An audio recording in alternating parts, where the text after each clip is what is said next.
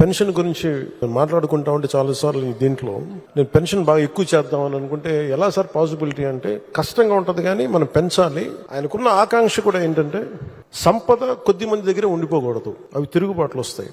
అనునిత్యం నన్ను ఆశ్చర్యపరుస్తూనే ఉంటారు ఆయన. ఎప్పుడు చూసినా నాకు ఒకటి అనిపిస్తే ఈ నుంచి ఎంత నేర్చుకోగలం మనం, ఎంత ఆయనకి పక్కన ఉండి చేదోడు వాదోడుగా ఉండగలం.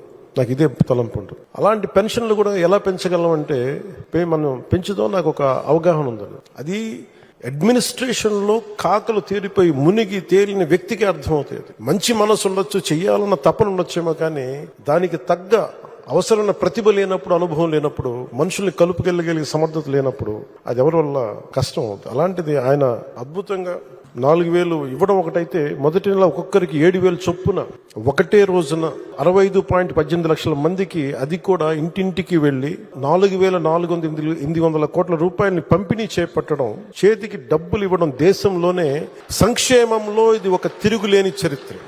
మనస్ఫూర్తిగా గౌరవ ముఖ్యమంత్రి గారికి ధన్యవాదాలు తెలుపుతున్నాను.